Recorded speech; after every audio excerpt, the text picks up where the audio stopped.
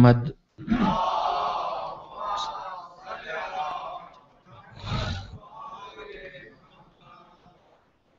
وآلہ الطیبین الطاہرین المعصومین المظلومین واللعنۃ الدائمۃ الباقیۃ علی اعدائہم اجمعین من الآن الی یوم الدین. اما بعد فقد روی عن سید الساجدین زین العابدین علی بن الحسین علیہم السلام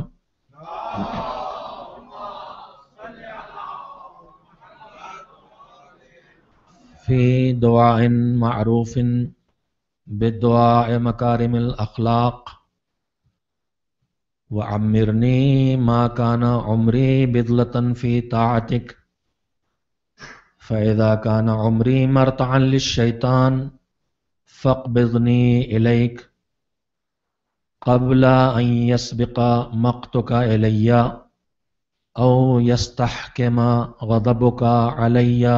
صلوات بھیجیے محمد و آل محمد علیہ السلام پر.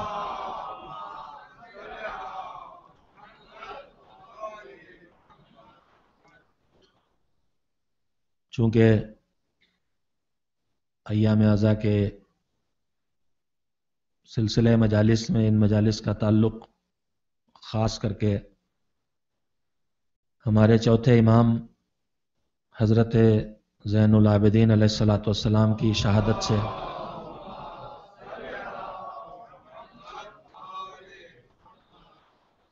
متعلق ہے. اس بات کو پیش نظر رکھتے ہوئے آپ حضرات کی خدمت میں مولا کے ایک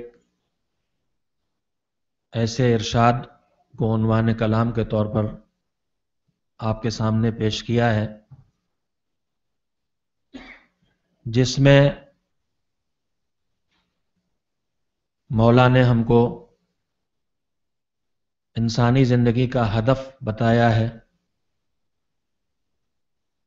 کہ انسان جینے کے لائق کب تک رہتا ہے اور کب وہ جینے کے لائق نہیں رہ جاتا. مقصود صرف اتنا ہے کہ ان چند شبوں میں پھر ایک بار ایسے تذکرے کیے جائیں جن کے ذریعے بالخصوص اپنے چوتھے امام کی سیرت، ان کی حیات اور ان کے ارشادات کو سامنے رکھتے ہوئے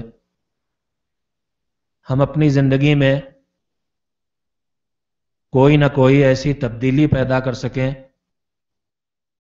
اپنی فکر میں، اپنی سوچ میں، اپنے خیالات میں، اپنے معلومات میں، اپنے اخلاق میں، اپنی پسند میں، اپنی ناپسند میں، اپنی زندگی میں، اپنے اعمال میں کہیں نہ کہیں کوئی نہ کوئی ایسی تبدیلی پیدا ہو جو ہمیں اللہ سے قریب کرے اور ان سے قریب کرے جو اللہ کے مقرب بندے تھے. آپ حضرات کا شکر گزار ہوں کہ ابھی آپ مسلسل اتنے تذکروں کے سننے کے بعد بھی تشریف لائے ہیں.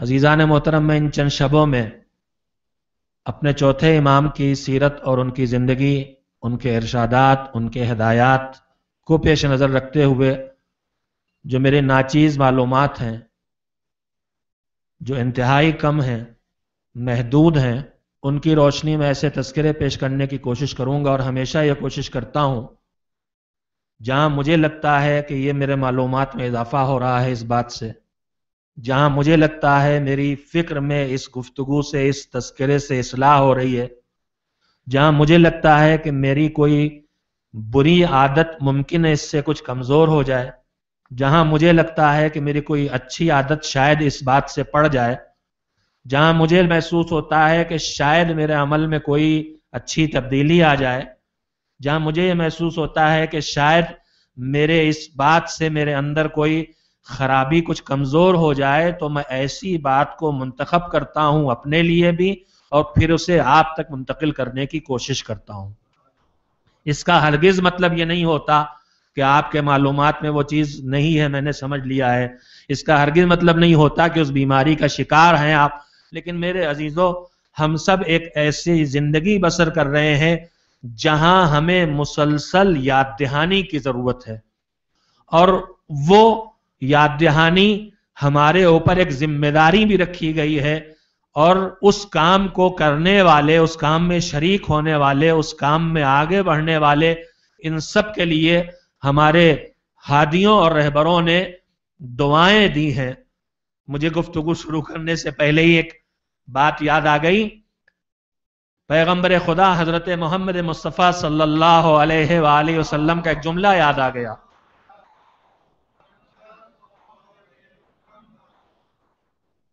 پہلے وہ جملہ سن لیں، پھر وہ جملہ کیوں سنا رہا ہوں وہ بھی عرض کر دوں، پھر میں اپنی گفتگو وہاں سے شروع کروں جہاں سے شروع کرنا تھی مجھے. لیکن میری گفتگو سے الگ میں نے آپ کے سامنے مقصد رکھ دیا ہے کہ کوئی نہ کوئی ایسی بات ممبر سے رکھی جائے جو کہیں نہ کہیں مومن کی زندگی میں کوئی نہ کوئی فائدہ پہنچا سکتی ہو.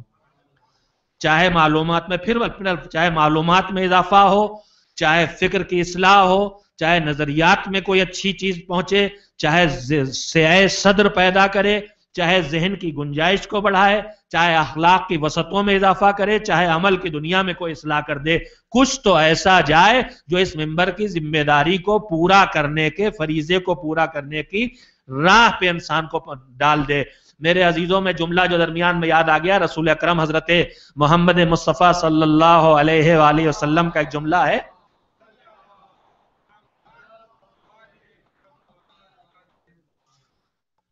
پیغمبر گرامی نے فرمایا کہ پوچھا کرو،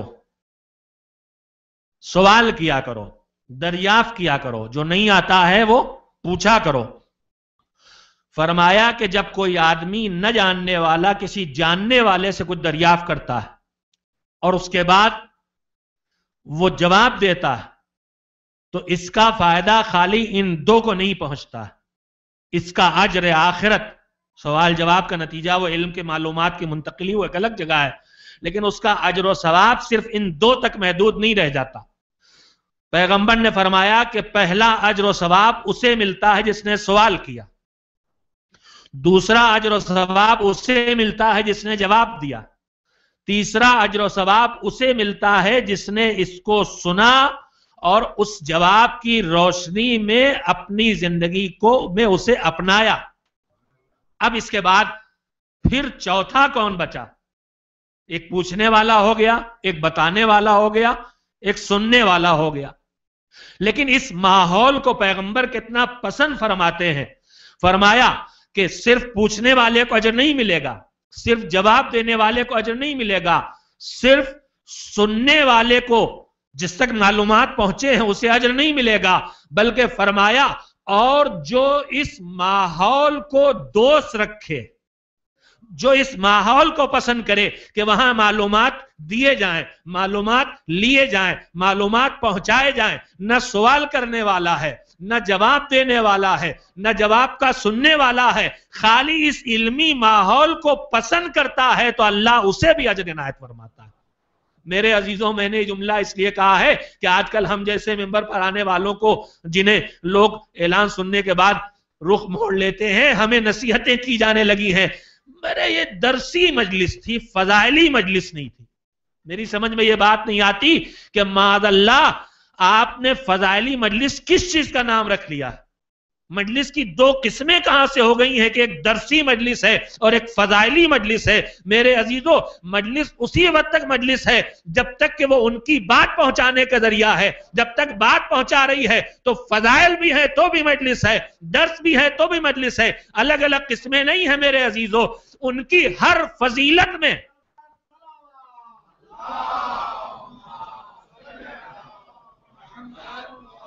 الگ الگ قسمیں نہ کریں میرے عزیزو. ان کی ہر فضیلت میں نہ جانے کتنے درد چھپے ہوئے ہیں اور ان کی ہر نصیحت میں نہ جانے کتنی فضیلتیں چھپی ہوئی ہیں. یہ ہمارے ذہن کا کام ہے کہ انہیں تلاش کر کے لائیں.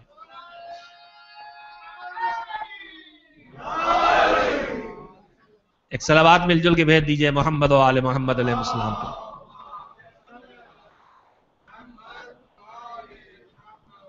تو خیر، میں نے عرض کیا کہ گفتگو شروع ہونے سے پہلے ایک بات یاد آ گئی کہ اس ماحول کو کوئی پسند کرے نہ پسند کرے، پیغمبر کہتے ہیں پوچھنے والا، جواب دینے والا، سننے والا اور اس ماحول کو پسند کرنے والا۔ اب ہماری آپ کی سب یہ کوشش ہونا چاہیے کہ جتنا ممکن ہے ہم اس تذکرے کو سامنے لاتے رہیں جس کے لیے دعائیں دی ہیں ہمارے ایمان نے، رحم اللہ من احیا امرنا، اللہ اس پر خصوصی طور پر دعا ہے، رحم فرمائے، رحمت نازل فرمائے جو ہماری باتوں کو لوگوں تک پہنچاتا ہے۔ ائمہ تحریر نے ہمیں ہدایت دی ہے کہ تمہارا ایک کام ہے وہ تم کرتے رہو، باقی ہماری باتیں اپنا کام کرتی رہیں گی۔ کہا تمہارا کام ہے ہماری باتوں کو پہنچاتے جانا، تمہارا کام ہماری باتوں کو پہنچانا ہے، دلوں میں اتر کے جگہ بنانا یہ ہماری باتوں کا کام ہے۔ تم خالی ہماری باتیں لوگوں تک پہنچاتے رہو۔ اب اسے جو چاہے کہہ لیجئے، کیا ان کی بات ان کی فضیلتیں نہیں ہیں؟ کیا ان کی زبان سے نکلے ہوئے تذکرے ان فضیلتوں تک انسان کو نہیں لے جاتے جن تک ان کی رہنمائی کے بغیر جانا ممکن نہیں ہے؟ بہرحال میرے عزیزوں، میں نے ان چند مجلسوں میں جو گفتگو آپ کے سامنے رکھی ہے، جو حضرات تشریف فرما ہے، انشاءاللہ ان کے سامنے تذکرے جاری رہیں گے، جس کا مقصد ہے ہمارے چوتھے امام حضرت زین العابدین علیہ السلام کے وجود مبارک کے تذکروں کے طفیل میں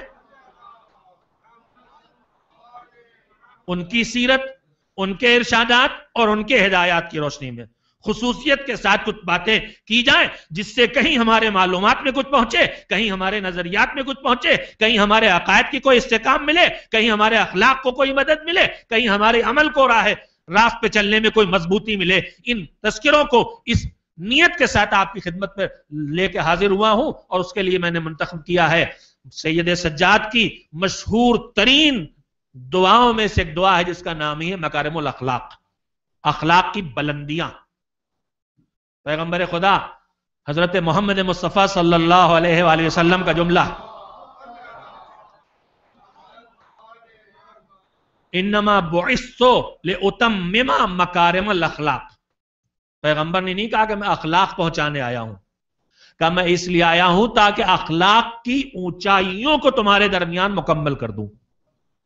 اور اسی ارشاد پیغمبر کی تشریح ہے یہ دعائے مکارم الاخلاق، اس کا ایک جملہ جس پہ براہ راست گفتگو بعد میں ہوگی، آج میں صرف ترجمہ اپنے نوجوانوں کے لیے کر دوں۔ دعا کرتے کرتے جملہ یہ گفتگو آئے گی کہ سید سجاد نے دعا کو تبلیغ کا ایک ذریعہ بنایا تھا جن حالات میں آپ سب کے پیش نظر ہے، جو صاحبان مطالعہ ہیں، کہ جن حالات میں سید سجاد کے حوالے امامت ہوئی ہے اور امامت کی ذمہ داریاں آئی ہیں، ان میں سید سجاد کو کن کن مرحلوں سے گزرنا تھا اور انہوں نے تبلیغ دین کے لیے کون سے وسائل اور کون سی راہیں اختیار کی۔ آج میں اس منزل تک نہیں پہنچ سکوں گا، لیکن میں صرف جو اس دعا کے جملے کا ترجمہ آپ کے سامنے رکھنا چاہتا ہوں۔ بندہ اپنے مالک سے دعا کرتا ہے، وَعَمِّرْنِي، صرف ترجمہ کروں گا، وَعَمِّرْنِي مَا كَانَ عُمْرِي بِذْلَةً فِي طَاعَتِكَ، پروردگار مجھے اس وقت تک زندگی دے جب تک کہ میری زندگی تیری اطاعت میں بسر ہو، جب تک میری زندگی بھرپور طریقے سے تیری اطاعت میں بسر ہو، میری مجموعی زندگی تیری اطاعت کی زندگی کہلائے، اس وقت تک مجھے زندگی دے۔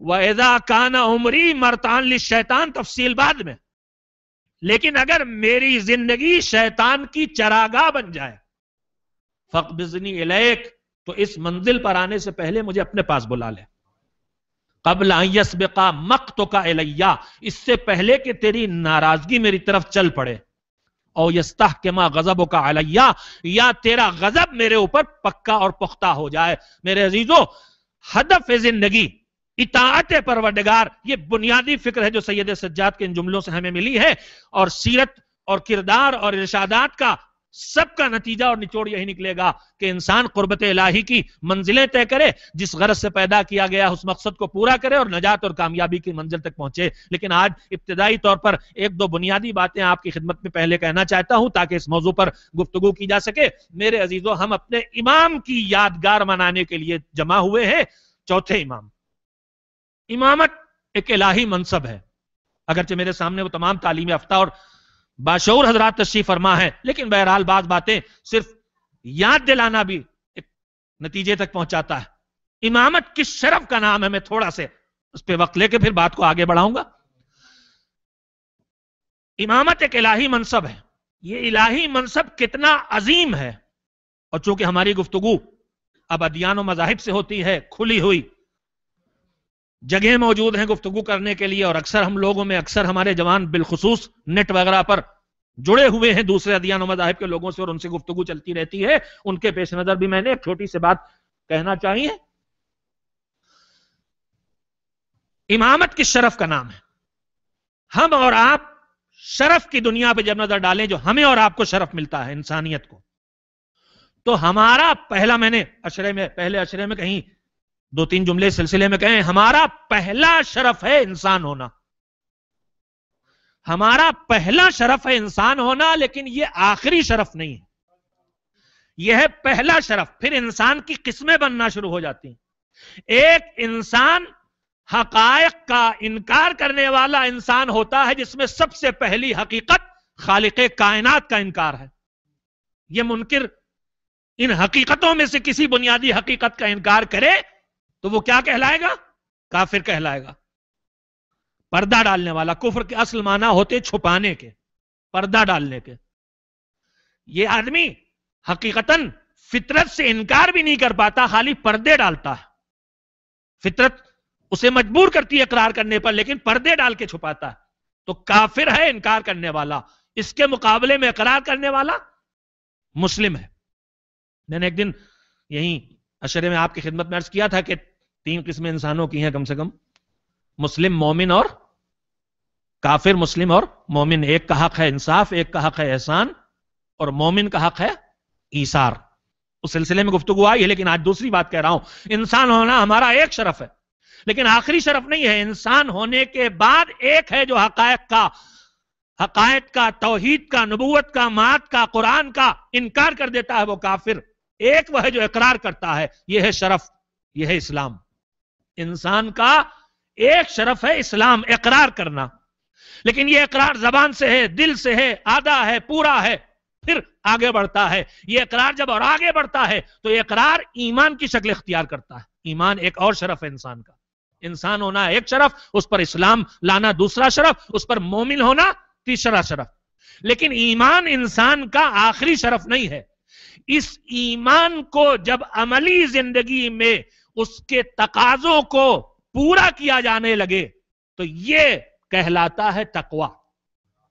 ایمان کے تقاضوں کو پورا کرنا، یہ ہے تقویٰ. انسان کا ایک شرف اور ہے متقی ہونا. مسلم ہونا ایک شرف، مومن ہونا دوسرا شرف، صاحب تقویٰ بن کے متقی ہونا تیسرا شرف. لیکن تقویٰ کیا ہے؟ اللہ کی مرضی کو پیش نظر رکھ کے زندگی بسر کرنا. جو کہے وہ کرو، اور جس سے روکے اس سے رک جاؤ. چھٹے امام حضرت جعفر صادق علیہ الصلوۃ والسلام، چھوٹے چھوٹے جملے ارشادات معصومین کے دلوں میں پڑے رہ جاتے ہیں تو کام آتے ہیں. میرے امام نے فرمایا کہ کم سے کم تقویٰ یہ ہے کہ جہاں بلائے وہاں سے غیر حاضر نہ ملو، اور جہاں دیکھنا ناپسند کرے وہاں موجود نہ ملو. کم سے کم تقویٰ یہ ہے. تو تقویٰ ایک شرف ہے، مگر تقویٰ آخری شرف نہیں ہے میرے عزیزو. اب میں ذرا سے ایک لفظ کے سہارے، سب متوجہ اور باشعور حضرات تشریف فرما ہے. تقویٰ جب عادت بن جائے، تقویٰ جب عادت بن جائے تو یہ ہے عدالت. تقویٰ جب عادت بن جائے تو یہ ہے عدالت. گناہ آئے تو آدمی رکے، گناہ آئے تو آدمی رکے. یہ جب عادت بن جائے کہ گناہ کبیرہ ہونے نہ پائے اور گناہ صغیرہ دہرانے نہ پائے، جب تقویٰ عادت بن جائے تو یہ ہے عدالت. تو عدالت تقوی کے بعد کا ایک اور شرف ہے انسان کے لیے. اسلام ہے شرف، ایمان ہے شرف، تقویٰ ہے شرف. تقوی کے بعد عدالت ہے شرف. لیکن عدالت بھی آخری شرف نہیں. میں ان موضوعات پہ تفصیل سے بولنے کی ضرورت ہی نہیں محسوس کر رہا ہوں میرے عزیزو. تقویٰ ہر انسان میں کہیں نہ کہیں موجود ہے. کہیں نہ کہیں کسی نہ کسی برائی سے روکے گا اپنے کو، کسی نہ کسی نیکی پہ جائے گا. لیکن جب یہ تقویٰ زندگی پر حکومت کرنے لگے، جب یہ تقویٰ انسان کی فطرت ثانیہ بن جائے تو وہ ہوتی ہے عدالت. کہ گناہ کی طرف قدم بڑھتے ہیں تو رک جاتے ہیں، نگاہ نامحرم پہ پڑتی ہے تو جھک جاتی ہے، کان کسی آواز کی طرف کھینچتے جاتے ہیں تو فوراً واپس آ جاتے ہیں. جب یہ تقوی ایسی عادت سے بدل جائے تو یہ کہلاتی ہے عدالت. عدالت بھی انسانیت کا ایک شرف ہے، لیکن یہ آخری شرف نہیں ہے.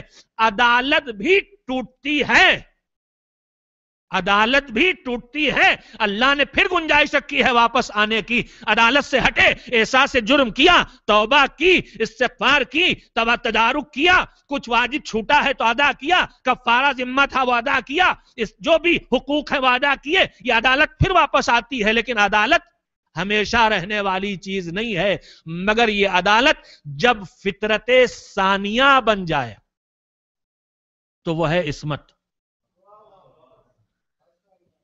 جہاں اب یہ انسان کے وجود سے الگ نہیں ہوگی تو عصمت انسان کا ایک شرف ہے. بس جلدی جلدی سن لیں آپ. اسلام شرف ہے، ایمان شرف ہے، تقوی شرف ہے، عدالت شرف ہے، عصمت شرف ہے. مگر عصمت بھی آخری شرف نہیں ہے، عصمت کے بھی مراحل اور درجے ہیں. اللہ نے وہ معصومین بھی پیدا کیے ہیں جو صرف صاحبان عصمت ہیں، یعنی ان کے کردار میں کبھی حکم خدا کے خلاف کوئی شائبہ پیدا نہیں ہو سکتا، لیکن اس کے ساتھ اللہ انہیں الگ سے کوئی ذمہ داری نہیں دیتا. بس وہ عصمت صاحب عصمت ہے. جیسے جناب مریم صاحب عصمت ہیں، عصمت کا شرف ان کے پاس ہے، لیکن انہیں الگ سے کوئی ذمہ داری نہیں دی گئی. اب اس کے بعد پھر زندگی آگے بڑھتی ہے. معراج کی منزلیں بندے خدا طے کرتا ہے تو ایک منزل آتی ہے جب اسے عصمت کے بعد ہدایت کی ذمہ داری دی جاتی ہے. یہ اللہ سے براہ راست رابطہ ہوتا ہے اور اللہ کی بات اس تک براہ راست پہنچتی ہے، تو یہ بات ادھر سے لے ادھر دے، یہ کہلاتا ہے نبوت.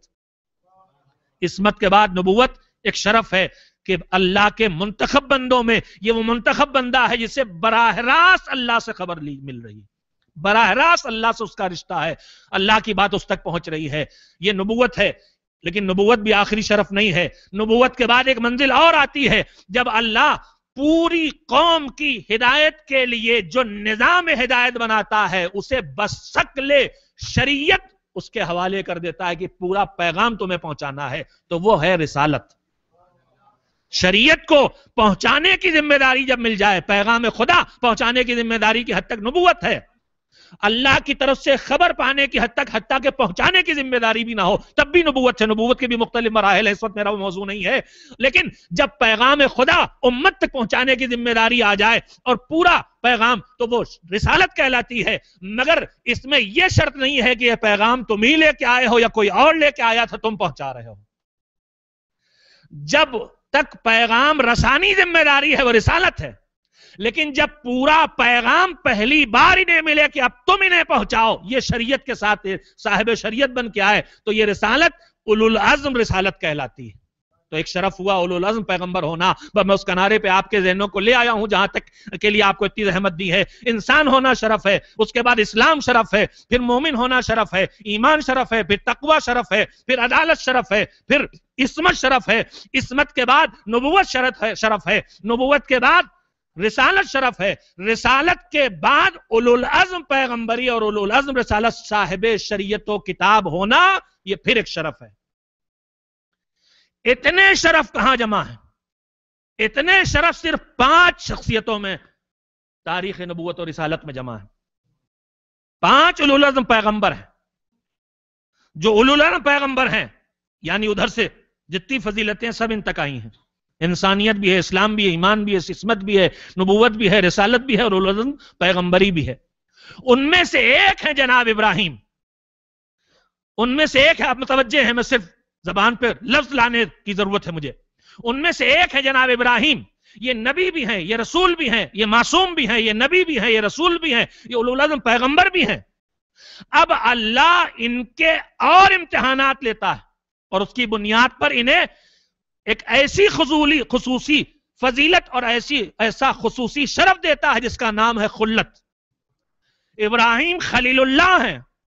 خلیل اللہ ہونے کا شرف انہیں خصوصیت سے ملا ہے، مگر اتنے شرف پانے کے باوجود ابراہیم چپ ہیں. ابراہیم چپ ہیں. میرے عزیزو، ہم آپ دعائیں کرتے ہیں، مجلس کے بعد دعا، نماز کے بعد دعا، مختلف مواقع پر دعا، تو دعائیں کرتے کرتے اپنے لیے روزی چاہیے اور صحت چاہیے اور اولاد چاہیے، جو کچھ مانگتے ہیں. لیکن انہی دعاؤں کے درمیان کہیں کہیں وہ بات آتی ہے کہ پروردگارا ہم کو بھی محمد والے محمد علیہ السلام کی مودت پر زندگی اور موت دے، اور ہماری اگلی نسلوں کو بھی. تو روزی مانگ رہے تھے، روٹی مانگ رہے تھے، مکان مانگ رہے تھے، صحت مانگ رہے تھے، تو خالی اپنا خیال تھا. مگر اب جب ہم کو لگا کہ کوئی بہت قیمتی چیز ہے جو ہم مانگنے جا رہے ہیں، تو ہم نے کہا پروردگار مجھے بھی، میری اولاد کو بھی. میرے عزیزوں متوجہ ہیں آپ، ابراہیم نبی بھی ہیں، رسول بھی ہیں، اولو العزم پیغمبر بھی ہیں، خلت بھی ملی ہے، مگر ابراہیم سب جگہ خاموش دکھائی دیتے ہیں. لیکن جب قرآن کریم کہتا ہے وَإِذِ ابْتَلَىٰ إِبْرَاهِيمَ رَبُّهُ بِكَلِمَاتٍ فَأَتَمَّهُنَّ قَالَ إِنِّي جَاعِلُكَ لِلنَّاسِ إِمَامًا، جب ہم نے ابراہیم کا خصوصی امتحان لیا اور وہ اس میں کامیاب ہو گئے، تو ہم نے ان کے لیے اعلان کیا کہ اے ابراہیم ہم نے تم کو سارے انسانوں کا امام بنا دیا. تو جہاں ابراہیم ہر شرف پہ چپ تھے، اولاد کے لیے دست سوال نہیں پھیلایا تھا، اب امامت کا شرف ملا تو آواز دے رہے ہیں وہ من ذریتی، پروردگار امامت مجھے دی ہے یا میری اولاد کو بھی عطا کرے گا. اندازہ لگا لیجئے کہ اگر اس سے بڑھ کے کوئی شرف انہیں نصیب ہوا ہوتا تو یہ اللہ کے سامنے دست سوال اپنے اولاد کے لیے نہ پھیلاتے. اس کا مطلب امامت اس شرف کا نام ہے جس سے برتر شرف کوئی ڈھونڈے نہیں ملتا. ایک صلوات بھیجیں محمد و آل محمد.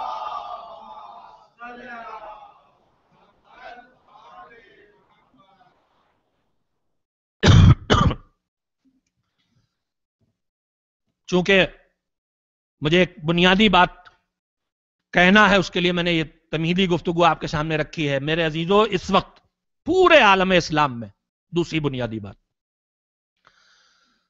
سارے عالم اسلام میں جو کچھ بھی نظریاتی عملی فرق اور اختلاف دکھائی دے رہا ہے، اس کی اصل بنیاد ایک جگہ پہ ہے، اور وہ جگہ یہ ہے کہ آخری پیغمبر حضرت محمد مصطفیٰ صلی اللہ علیہ وآلہ وسلم اپنے بعد اپنی جگہ کسی کو اپنا جانشین معین کر کے گئے تھے یا امت کے حوالے کر گئے. مجھے اس بحث سے کوئی تعلق نہیں. ہم اس فرش ادا پہ بیٹھنے والے، اہل بیت علیہ السلام سے وابستگی رکھنے والے، ہمارا نظریہ یہ ہے کہ پیغمبر خدا اپنے بعد اپنے 12 جانشین معین کر کے گئے حکم خدا سے، اور ان کی زندگی، ان کی سیرت، ان کے کردار، ان کی گفتار، اس سب کی ضمانت اللہ نے اسی طرح سے لی ہے جیسے پیغمبر خدا کی، اور ان کی تمام کردار کی وہی حیثیت ہے جو پیغمبر خدا کی. قرآن مجید میں اس سلسلے میں اپنے نوجوانوں کی خدمت میں خاص کر کے عرض کرنا چاہتا ہوں، اس امامت کے جو عملی نتائج ہم تک پہنچے ہیں ان میں سے، اس نظریہ امامت کو اختیار کرنے کے نتیجے میں قرآن مجید میں ہم سب سے ایک مطالبہ کیا گیا ہے. بسم اللہ الرحمن الرحیم. لقد کان لکم فی رسول اللہ اسوۃ حسنۃ لمن کان یرجو اللہ والیوم الآخر وذکر اللہ کثیرا. تمہارے لیے پیغمبر کی ذات گرامی نمونہ عمل ہے، تمہیں آئیڈیل ان کو بنانا ہے. پیغمبر گرامی نے اپنے بعد اہل بیت علیہ السلام کو حکم خدا سے اپنی جگہ جانشین، اپنا خلیفہ، اپنا وصی، اپنا ولی، اپنی جگہ نمونہ عمل بنا کے بھیجا. اب دو نظریات ہیں. ایک نظریہ ہے کہ نمونہ عمل صرف پیغمبر کی ذات گرامی ہے، اور ایک نظریہ یہ ہے کہ پیغمبر کے ساتھ ائمہ طاہرین بھی ہمارے لیے نمونہ عمل ہے. حضور کی ذات گرامی، حضور کی عمر مبارک کل کتنی ہے؟ 63 سال. اس 63 سال میں ابتدا کے 40 سال سکوت کے ہیں. حضور کو حکم نہیں ہوا ہے گفتگو کا، دین کے پہنچانے کا، پیغام دین منتقل کرنے کا. 40 سال سکوت کے نکل گئے. جب دین پہنچایا ہی نہیں تو پھر کر کے کیا دکھائیں گے؟ جب دین آئے گا، جب احکام دین آئیں گے، نماز پڑھو تبھی تو نماز پڑھ کے دکھائیں گے. روزہ رکھو تو کب سے رکھیں، کب تک رکھیں، کیا کرنا ہے روزہ رکھنے میں، جتنے بھی احکام آئیں گے، جب دین آئے گا تو نمونہ عمل بننا شروع ہوں گے. تو 40 سال تو سکوت کے گزر گئے. اب بچے کتنے؟ 23 سال. 23 برسوں میں 13 برس ہے مکہ معظمہ کی زندگی اور 10 برس ہے مدینہ منورہ کی زندگی. قرآن مجید کے جو سورے ہیں ان میں آپ دیکھیں گے مکی اور مدنی سورے. ایک بات میں اپنے بچوں اور نوجوانوں کے لیے عرض کر رہا ہوں، اپنی بیٹیوں کے لیے، کہ مکی سورے کا لکھے ہونے کا یہ مطلب نہیں ہے کہ اس سورے کے اندر کوئی آیت مدنی نہیں ہے، اور کسی سورے پر مدنی اگر لکھا ہے تو اس کا یہ مطلب نہیں ہے کہ اس میں کوئی آیت مکی نہیں ہے. مکی اور مدنی سورے زمانہ نزول یعنی کب نازل ہوئے ہیں اس اعتبار سے ان کو طے کیا گیا ہے، علماء نے طے کیا ہے. لیکن سوروں کی شکل و صورت جو بنی ہے یہ خود پیغمبر کے حکم سے بنی ہے. جو خلاصہ ہے گفتگو کا قرآن مجید کے سلسلے میں یہ ہے کہ آیتیں آتی تھیں چیپٹر جیسے، سوٹے کو انگلش میں کہتے بھی چیپٹر ہی ہیں میرے خیال میں، چیپٹرز کھلے رہتے تھے، پیغمبر کہتے تھے اس آیت کو اس سورے میں لکھو، اس آیت کو اس سورے میں لکھو، اس آیت کو اس سورے میں لکھو. مدنی اور مکی آیات اور سوروں کی پہچان علماء نے، جو علماء تفسیر نے کتابوں میں لکھی، ان میں سے ایک سب سے واضح پہچان یہ ہے کہ کون سی آیت مکی کون سی مدنی ہے. اس کی سب سے واضح پہچان یہ لکھی ہے کہ جن آیتوں میں توحید کا بیان ہے، شرک کی خرابیوں کا بیان ہے، عقیدہ آخرت کے تذکرہ ہے، پچھلی امتوں کی گمراہیوں کے نتیجے میں ان پر عذاب جو نازل ہوا ان کا تذکرہ ہے، یہ ساری وہ آیتیں اور سورے ہیں جو مکے میں نازل ہوئے. اس لیے کہ فطری بات ہے کہ مکے میں وہ لوگ ہیں جو توحید کو نہیں مانتے، جو اللہ کو نہیں مانتے. تو جو اللہ کو نہیں مانتا ہے اس سے کہا جائے نماز پڑھو تو ایک ناسمجھی کی بات ہوگی. پہلے اس سے کہا جائے گا اللہ کو مانو، جب وہ توحید کا قائل ہوگا تب اس سے بات ہو سکتی ہے کہ نماز پڑھو، روزہ رکھو، اللہ کی بات کو مانو، پہلے اس کو تو مانو. تو قرآن مجید میں آیات اور سورے جو مکی ہیں ان کی پہچان یہ قرار دی گئی ہے کہ وہ سورے جو عقائد سے متعلق ہیں، بالخصوص شرک کی برائیاں، کفر کی برائیاں، بت پرستی کی خرابیاں، اس کے بعد جو سورے پچھلی قوموں کی برائیوں کو اور لغزشوں کو جن کی وجہ سے عذاب نازل ہوا ان کو بیان کرتی ہیں، اور اخلاقیات کی طرف جو اشارے کرتی ہیں ان میں سے زیادہ تر مکے سے تعلق رکھتی ہیں. اور مدنی سورے وہ ہیں جن میں احکام زندگی آئے، جن میں بتایا گیا تمہیں کیا کرنا ہے اور کیا نہیں کرنا ہے. جتنے احکام ہیں نماز سے لے کے زندگی کے آخری مرحلوں تک جتنے احکام قرآن مجید میں ہیں یہ سب مدینے میں نازل ہوئے ہیں، ان میں کوئی مکے میں حکم نہیں آیا، سارے احکام مدینے کے ہیں. تو میرے عزیزوں میں نے یہ تذکرہ اس لیے آپ کے سامنے کیا کہ حضور کی 63 سال کی زندگی، کل ان 63 برسوں میں 40 سال سکوت کے. تو جب کچھ کرنے کو کہا ہی نہیں جا رہا ہے تو نمونے کی ضرورت کیا، آئیڈیل کی ضرورت کیا، کس چیز کا آئیڈیل بنایا جائے گا. لیکن اب اس کے بعد 23 سال تبلیغ کے، ان میں 13 سال مکے کے. ان 13 برسوں میں ایسی کوئی بات نہیں ہے جس کے لیے کر کے دکھانا ہو.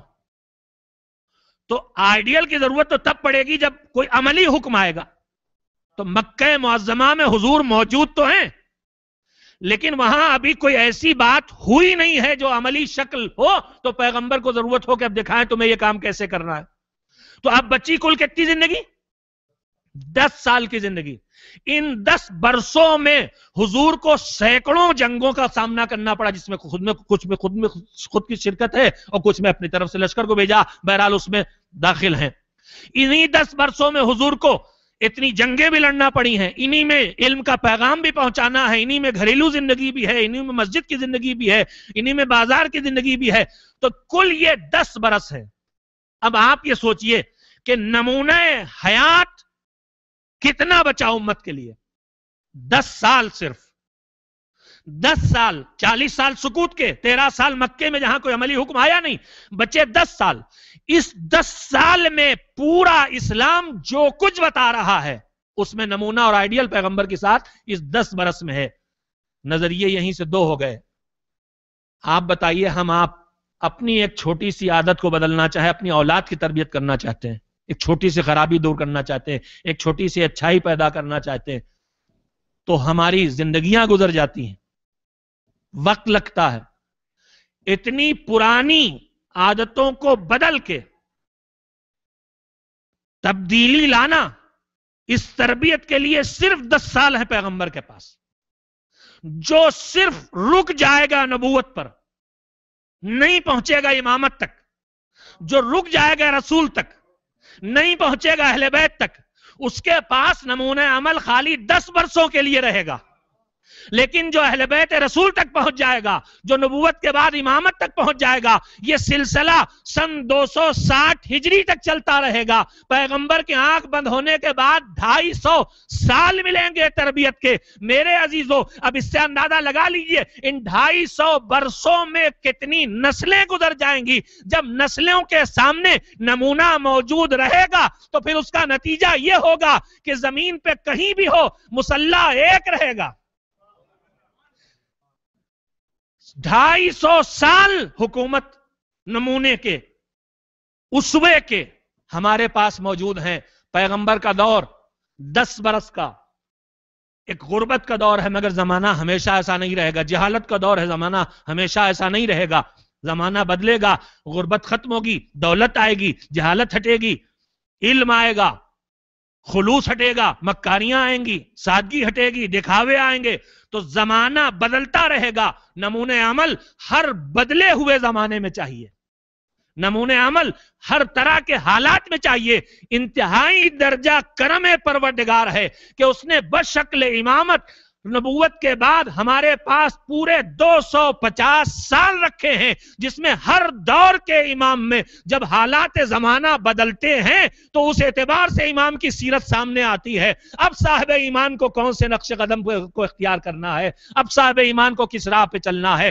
بس یہ گفتگو میں نے اس لیے کی ہے کہ ہمارے چوتھے امام حضرت زین العابدین علیہ السلام کی زندگی کا جب آغاز ہوا امامت کا، بس آج کی آخری بات جو کل کی تمہید ہے گفتگو کی، اور باقی باتیں میں نے آج آپ کی خدمت میں کہنا چاہا ہے کہ زمانہ جیسے جیسے بدلا ہے اور حالات جیسے جیسے بدلے ہیں، ہمارے ائمہ نے ان حالات کے تقاضوں کے تحت اپنے اس مقصد کو پورا کیا ہے جو مقصد کبھی نہیں بدلا، اور وہ مقصد تھا ہدایت، وہ مقصد تھا انسانیت کی رہنمائی، وہ مقصد تھا باطل کو پہچانوانا اور لوگوں کو حق کی راہ پر کھینچ کے لانا۔ اگر غربت کا دور ہو تو اس میں کیا طریقہ کار اپنایا جائے، دولت کا دور آئے تو اس میں کیا طریقہ کار اپنایا جائے۔ جب میں ایک ہی جملے میں پوری تاریخ کو آپ کے سامنے کہہ دوں، جب سننے والے موجود ہوں تو بات کیسے پہنچائی جائے، اور جب سننے والے موجود نہ ہو تو کیسے بات پہنچائی جائے۔ نمونہ دیکھنا ہے، کہا جب سننے والے موجود ہوں تو ممبر پہ آ کے خطبے دے کے نہج البلاغہ کو وجود میں لے آؤ، پیغام خدا پہنچ جائے۔ اور جب سننے والے موجود نہ ہو تو مصلی پہ بیٹھ کے دعائیں پڑھ کے پیغام خدا پہنچاتے رہو، جو صحیفہ کاملہ بن کے تمہاری ہدایت کرتا ہے۔ ہر دور میں جو اس وقت کے حالات کے تقاضے تھے، اس کی روشنی میں ائمہ طاہرین نے زندگی کی راہیں نکالی ہیں کہ ان حالات میں تمہیں زندگی کیسے بسر کرنا ہے۔ اور ہمیں اپنے ائمہ سے جو عظیم ترین سبق زندگی کے ملتے ہیں، ان میں سے ایک بڑا سبق یہی ہے کہ ہم ہمیشہ ایک طریقے اور سلیقے حیات کو اپنا کے کامیاب نہیں ہو سکتے، بلکہ اس دور کے حالات کے پیش نظر ہمارے ائمہ کی زندگی میں نمونے موجود ہیں، ان نمونوں کو سامنے رکھ کے ہم راہیں نکال سکتے ہیں اور راہیں تلاش کر سکتے ہیں۔ چوتھے امام نے جو ذریعے اس وقت ایجاد فرمائے، جو طریقے اپنائے ہیں، ان میں سے ایک طریقہ ہے دعا کا طریقہ۔ دعا کے ذریعے انہوں نے دین کے پورے پیغام کو پہنچایا۔ میں اس سلسلے میں بس آج کی ایک ابتدائی بات کل کی گفتگو کے سلسلے میں، میرے عزیزو، ہم آپ جب دین سیکھنا چاہیں، سب صاحبان شعور تشریف فرما، اس لیے میں ان کے سامنے بات عرض کر رہا ہوں، ہم دین سیکھنا چاہیں تو ہمارے پاس دین سیکھنے کے دو ذریعے ہیں، ایک قرآن مجید اور ایک سنت، سیرت۔ سنت و سیرت کا مطلب یہ ہے کہ ارشاد معصوم، قول معصوم، فعل معصوم، ان کا عمل، ان کی باتیں اور ان کا عمل۔ اور ایک تیسری چیز سیکھنے کے لیے کہ یہاں پر حکم خدا کیا ہے، صرف ان کے ارشادات نہیں ہیں، صرف ان کا عمل نہیں ہے، ان کا کچھ کہنا یا کچھ کرنا نہیں ہے، بلکہ فقہی دنیا میں معصوم کے سکوت کو بھی دلیل بنایا گیا ہے۔ کسی مسئلے میں آپ دیکھ رہے ہیں، میں وضو کر رہا ہوں، مثال کے طور پر میں وضو میں غلطی کر رہا ہوں، میری کوہنی کی خشکی ہے اور وہ سوکھی پڑی رہ گئی، مجھے خیال نہیں رہا، بھیگی نہیں، یا مجھے احساس ہی نہیں، وضو ایسی کرتا ہوں ہمیشہ، آپ دیکھ رہے ہیں میں غلط کر رہا ہوں، لیکن آپ مجھے نہیں ٹوکتے، کہیں بگڑ نہ جائیں، غصہ نہ کریں کہ تم مجھے سکھا رہے ہو۔ تو آدمی بہت سی جگہوں پر بہت سی غلط باتوں کو دیکھ کے بھی چپ رہ جاتا. حالات، مصلحت، خوف، لالچ، نہ جانے کتنی چیزیں ہوتی ہیں. لیکن اللہ نے معصوم کو جب ذمہ داری دی ہدایت کی تو امام کی پہچانوں میں ہے زمانے میں سب سے زیادہ علم والا، زمانے میں سب سے زیادہ شجاعت والا، زمانے میں سب سے زیادہ سخاوت والا. ان کا مطلب کیا ہے؟ اسے بیان حق میں نہ بزدلی روک سکتی ہے، نہ بخل روک سکتا ہے، نہ حرص روک سکتی ہے، نہ جہالت روک سکتی ہے. تو معصوم کی گفتگو صرف دلیل نہیں ہے، معصوم کا عمل صرف دلیل نہیں ہے، معصوم کا سکوت بھی دلیل ہے. اس کا خاموشی، اگر اس کے سامنے کوئی عمل انجام دیا جائے اور معصوم اس پر چپ رہیں تو اس کا مطلب یہ ہے کہ کم سے کم یہ جائز ہے. اگر ناجائز ہوتا تو معصوم نے ٹوک دیا ہوتا. معصوم کا سکوت بھی ہے. تو دین کے سیکھنے کے دو ذریعے ہیں. ایک ہے قرآن مجید، اللہ کا کلام. ایک ہے سیرت و سنت معصوم، ارشاد معصوم. اس میں سے سیرت معصوم اور سکوت معصوم تک پہنچنا اور بھی مشکل ہے. جو اس وقت محفوظ ہے اس میں زیادہ تر حصہ معصومین کے ارشادات. ان دونوں میں دین کا بیان ہے اور حق کا بیان ہے، حقیقت کا بیان ہے. اب میں ایک بات نفسیاتی آپ سے کرنا چاہتا ہوں. یہ بتائیے کہ ہم جب ایک دوسرے تک کوئی بات پہنچاتے ہیں تو حق اور حقیقت کے پہنچانے میں جن چیزوں کی ضرورت ہوتی ہے اور جو چیزیں رکاوٹ بنتی ہیں وہ کیا کیا ہیں؟ ایک حقیقت تک پہنچنے کے لیے، پہنچانے کے لیے میں آپ سے گفتگو کر رہا ہوں، آپ سن رہے ہیں، آپ مجھ سے گفتگو کریں، میں سنوں. تو آپ کی گفتگو میں حقیقت مجھ تک پہنچے، میری گفتگو میں حقیقت آپ تک پہنچے، اس کے لیے ایک رکاوٹ ہوتی ہے بولنے والے کی جہالت. وہ خود ہی نہیں جانتا تو دوسروں کو کیا بتائے گا؟ جب اسے خود ہی نہیں پتا ہے تو دوسرے کو کیا بتائے گا؟ لیکن ہمیشہ بولنے اور بتانے والے کی جہالت رکاوٹ نہیں ہوتی، بلکہ کبھی کبھی گفتگو کا ایک سلیقہ بتایا گیا ہے. 10ویں امام حضرت علی نقی علیہ الصلوۃ والسلام کے اصحاب میں سے ایک صحابی آئے،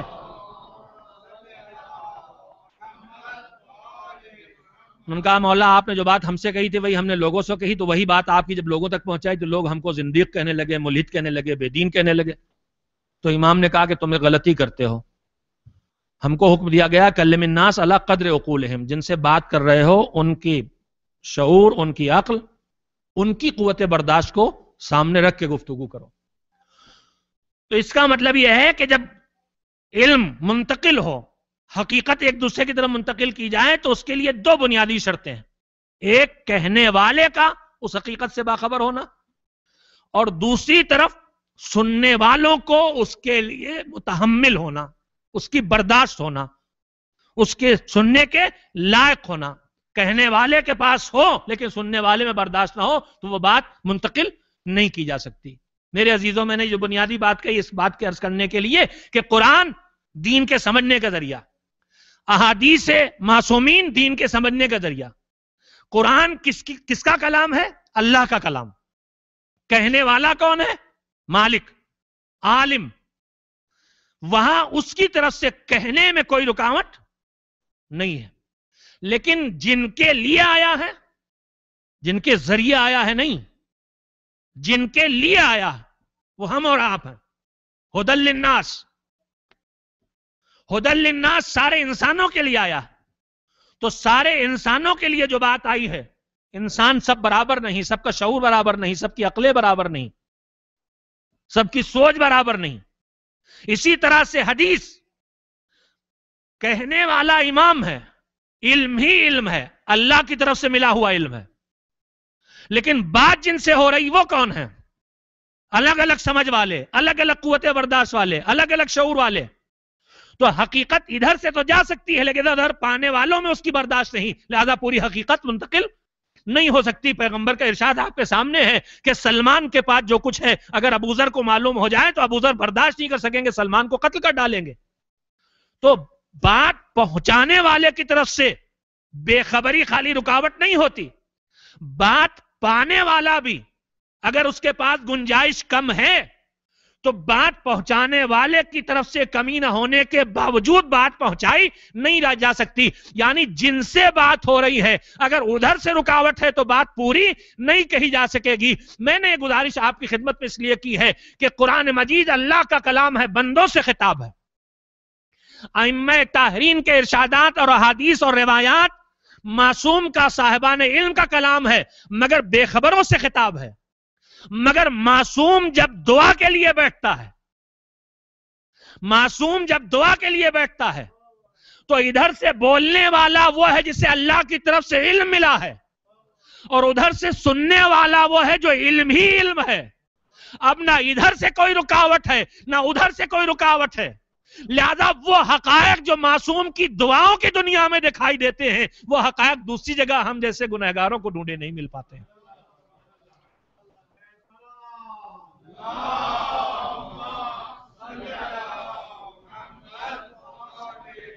لہذا اے صاحبان ایمان، اپنی معرفت میں اضافے کا بہترین ذریعہ ہے معصومین علیہ السلام کی دعاؤں میں جا کے حقائق دین کو تلاش کرنا، اور اس میں جا کے دین کی ان حقیقتوں کو ڈھونڈنا کہ جہاں ان کے بیان کرنے میں کوئی رکاوٹ نہیں ہے. میرے عزیزو، بس میں آج اپنی گفتگو کو یہیں پہ روکتا ہوں. کل سے باقی انشاءاللہ براہ راست امام کے ارشاد کی روشنی میں اور ان کی سیرت کے تذکرے کی روشنی میں وہ باتیں ہوں گی جن کے لیے میں نے یہ گزارش آج آپ کی خدمت میں شروع کی ہے. معصوم علیہ السلام کے ارشادات اور ہدایات کی روشنی میں زندگی کو جتنا ممکن ہو ہم اور آپ اللہ کی مرضی کے مطابق ڈھالنے کی کوشش کریں، اور اللہ ہم کو اس کی توفیق دے. خاص کر کے یہ ایام عزا جب ہمارے دل ان تذکروں سے نرم ہو جاتے ہیں جس نرمی کے نتیجے میں اچھی بات کے اثر کو قبول کرنے کی صلاحیت دلوں میں بڑھ جاتی ہے. یہ ایام عزا جو گزر رہے ہیں یہ کون سے دن ہیں اور کون سی راتیں ہیں؟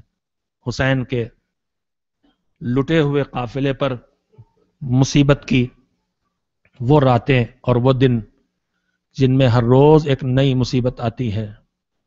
تاریخیں نزدیک آتی جا رہی ہیں. حسین کا قافلہ سفر کی منزلیں طے کرتا ہوا، دشواریوں اور زحمتوں سے گزرتا ہوا اس جگہ پہنچ گیا ہے جس جگہ کا نام شام ہے. شہداء کے سروں کو دربار کے اندر بھیج دیا گیا ہے.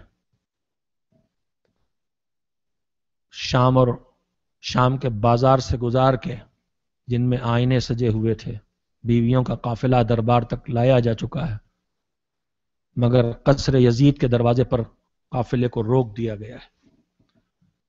قافلہ قصر یزید کے دروازے پہ کیوں روکا گیا ہے؟ اس لیے کہ ابھی دربار پوری طرح سے آراستہ نہیں ہوا. زینب چند یتیموں کو لیے بیٹھی ہیں دربار کے قصر یزید کے دروازے پر، چند بیواؤں کو لیے بیٹھی ہیں. خستہ حال بیبیاں، غبار میں چھپے ہوئے سر، چہروں پر ضعف و نقاہت. کھانا پانی ملا تو ہے مگر کبھی اتنا نہیں کہ بھوک مٹ جائے اور پیاس مٹ جائے. بازو زخمی ہیں، قدم زخمی ہیں. تھکا ہوا قافلہ قصر یزید کے دروازے پہ بیٹھا ہے. تماشائیوں کا مجمع لگ جائے تب قافلے کو لے جایا جائے. تھوڑی دیر گزری کہ ظالم نکلا دربار سے. زینب چلو، دربار آراستہ ہو گیا. علی کی بیٹی کے کانوں میں ظالم کی آواز آئی. ایک مرتبہ اٹھ کے کھڑی ہوئیں، کہا ہم بازار کوفہ سے چلے آئے ننگے سر، ہم دربار کوفہ سے چلے آئے ننگے سر، ہم بازار شام سے چلے آئے ننگے سر، لیکن اب ہم دربار یزید میں ننگے سر نہ جائیں گے. ہمیں چادریں لا دے تبھی ہم دربار میں جائیں گے. ظالم تازیانہ لے کے آگے بڑھا. زینب چلو ورنہ یہ تازیانہ تمہیں دربار میں لے جائے گا. ایک مرتبہ علی کی بیٹی اٹھ کے کھڑی ہو گئی. تو نے ہمارے شیر جیسے بھیا عباس کو مارا، تو نے ہمارے لال علی اکبر کے کلیجے پہ برچھی لگائی، تم نے ہمارے پورے کنبے کو شہید کر دیا، تم نے ہمارے بھیا حسین کے سوکھے گلے پہ خنجر چلایا. ایک بچہ ہمارا بچہ ہے تو اسے قیدی بنا کے لائے ہو، ہمیں مجبور و بےکس سمجھ رہے ہو، مگر ہم مجبور نہیں ہیں، ہم بےکس نہیں ہیں، ہم ننگے سر دربار میں نہ جائیں گے۔ مڑی لٹے ہوئے قافلے کی طرف مڑی، زینب نے آواز دی ام کلثوم آؤ، رباب آؤ، سکینہ آؤ، ام فروا آؤ، میں بد دعا کروں تم آمین کہہ دو، ہم ننگے سر دربار میں نہ جائیں گے۔ زینب نے ہاتھ اٹھائے تھے بد دعا کے لیے کہ ایک مرتبہ زنجیروں کے کھنکنے کی آواز آئی، مڑی وقت کا امام کچھ کہنا چاہتا ہے، کہا پھپھی اماں ارے اتنے مرحلے صبر کے گزارے، ایک منزل اور گزار لیجئے پھپھی اماں، بابا کا پیغام پہنچانا ہے پھپھی اماں۔ اجرکم اللہ، اجرکم اللہ۔ رونے کے لیے اتنا ہی تذکرہ کافی ہے عزیزو، لیکن صاحب مجلس نے خصوصیت سے فرمائش کی ہے، اور یہ دن ہے بھی اس بی بی کے تذکرے کو کہ جسے سب سے زیادہ تنگ کیا گیا تھا، اس لیے کہ حسین اس سے بہت محبت کرتے تھے۔ حسین کے سینے پہ سونے والی کمسن سکینہ، لٹا ہوا قافلہ دربار میں پہنچا، ننھی سے بچی بہن پھوپھیوں اور بہنوں کے ساتھ رسن بستہ کھڑی ہوئی ہے، سر کو جھکائے کھڑی ہے کہ ایک مرتبہ ظالم کی نظر پڑی، صورتحال کیا ہے؟ سامنے تخت پہ یزید بیٹھا ہے، تخت میں حسین کا سر رکھا ہے، اور سامنے قیدیوں کا قافلہ ہے، ننھی سے بچی سامنے کھڑی ہوئی ہے۔ ایک مرتبہ اس بچی کی کیفیت کو دیکھا، اس کی بے چینی کو دیکھا، کہا یہ کون ہے؟ کسی نے بتایا یہ سکینہ بنت الحسین ہے، حسین کے سینے پہ سونے والی سکینہ۔ بس نہ جانے ظالم کے دل میں ظلم کا نیا کون سا خیال پیدا ہوا، کہا سکینہ میں نے سنا ہے تمہارے بابا تم سے بہت محبت کرتے تھے۔ کہا ہاں ظالم، میرے بابا بہت محبت کرتے تھے مجھ سے، جب تک سینے پہ نہ سلا لیں انہیں بھی نیند نہیں آتی تھی، مجھے بھی نیند نہیں آتی تھی۔ کہا مگر سکینہ میں تو تب مانوں گا جب تم اپنے بابا کو محبت کا عملی ثبوت دے دو، یہ تمہارے بابا کا کٹا ہوا سر ہے، ارے تمہارے بابا تم سے محبت کرتے تھے تب میں یقین کروں گا جب یہ سر تمہاری گود میں اٹھ کے آ جائے۔ کہا میرے بابا یہ ظالم آپ کی محبت کا امتحان لے رہا ہے، بابا اٹھ کے میری گود میں آ جاؤ بابا۔ ایک مرتبہ بھرے دربار نے منظر دیکھا، سر حسین تش سے بلند ہوا، ایک مرتبہ بیٹی کی گود میں آ گیا، شاید پہلی بار باپ کا سر ملا ہو، دہن پہ دہن رکھا، بابا تمہارے بعد تازیانے لگے، تمہارے بعد تماچے لگے، تمہارے بعد قیدی بنا کے دیار پھرایا جا رہا ہے۔ وَسَيَعْلَمُ الَّذِينَ ظَلَمُوا أَيَّ مُنْقَلَبٍ يَنْقَلِبُونَ أَلَا لَعْنَةُ اللَّهِ عَلَى الْقَوْمِ الظَّالِمِينَ۔ الہی محمد و آل محمد علیہ السلام کا واسطہ ہماری اس مجلس عزا کو قبول فرما۔ بار الہا اہل بیت طاہرین علیہ السلام کے تذکروں کے طفیل میں ہمارے جذبات خیر میں اضافہ فرما۔ معبود ہماری ناقص اور ادھوری نیکیوں کو ساری کمیوں کے باوجود اپنے دامن رحمت میں جگہ دے کے قبول فرما لے۔ بار الہا ہماری خطاؤں اور گناہوں کو بحق محمد و آل محمد علیہ السلام معاف فرما دے۔ الہی بحق بیمار کربلا ہم سب کو ہماری جسمانی اور روحانی بیماریوں سے شفا عنایت فرما۔ شہداء کربلا کے طفیل میں جو دنیا سے رخصت ہو گئے ان کی مغفرت فرما۔ مالک دنیا بھر میں پھیلے ہوئے صاحبان ایمان ظلم و ستم کا شکار ہیں، پروردگارہ ان کی حمایت و حفاظت فرما۔ الہی مزارات مقدسہ کی حفاظت فرما۔ مالک جو ظالمین لائق ہدایت ہے ان کی ہدایت فرما دے، جو لائق ہدایت نہیں ہے معبود ان کو آپس میں ٹکرا کے فنا کر دے۔ الہی دین کے خدمت گزار مومنین مومنات، علماء، فقہا، اساتذہ سب کی حفاظت اور حمایت فرما۔ بار الہا زمانے کے امام کو ہم سے راضی و خوشنود فرما، ہم سب کو ان کے ناصروں میں شامل ہونے کے لائق بنا دے۔ ماتم حسین۔